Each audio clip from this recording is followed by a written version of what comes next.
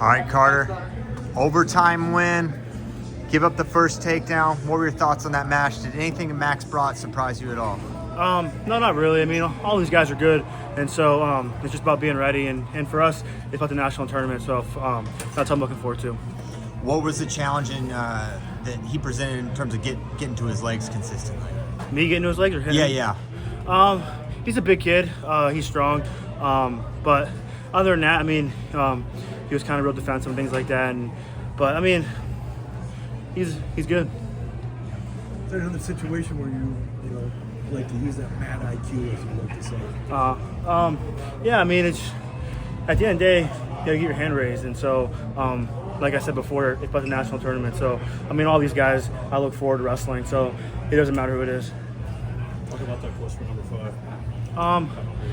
Yeah, I mean, for me, it's the same. It's another day. I mean, if it's 5, going for 6, 7, 8. I mean, for me, it's just about wrestling. That's what I love to do.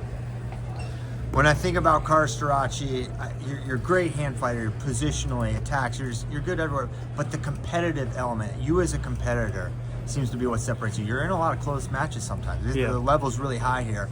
What is it about you, the competitor, that so many times in these close matches, you're the one that finds a way to get your hand raised? Yeah, I mean, you can just when it gets deep, you can look into your opponent's eyes and you can kind of feel them soften up a little bit, and you're just kind of seeing how far you're willing to go. As some guys look at it, it's just a sport, and I'm here to go to school, get a degree, and things like that. But for me, it's much more than that. It's soul versus soul out there. It's my 24 hours versus your 24 hours. It's my coaching staff versus yours. It's my training partners versus yours. It's my dad versus your dad, and that's kind of how I look at it. At the end, in overtime, did you feel like your pressure kind of forced him into more of a desperation mode, and you were able to get kind of easy go behind there at the end? Yeah, I mean, I think all of it sets that kind of stuff up. It's your pressures, it's your fakes, it's everything. And so for me, just it's to close out that period on top. And try to get an escape, but it's just a lot of small things that you can always get better. No matter where you're at in your wrestling career, there's always things you can work on, and so that's our goal that our coaches always preach to us. Since he was a freshman, did you know much about him? Have you watched him at all? Yeah, I mean, I watch all these guys. I'm watching guys when they're 5 years old wrestling. I got my eyes on all these dudes, so I'm ready for it all. Everyone's talking about 5th national title.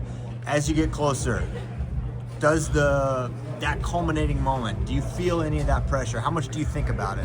Me, seriously, I don't think about it a lot. And even when I do think about it, and I mean, it's there. I mean, I want to win 5, but that's where great athletes shine. And so when you want that spotlight, it's you have the weight on you. So for me, it's put more pressure on me because I don't ever feel it. When you're out there, it's business, and so that's all it is for me.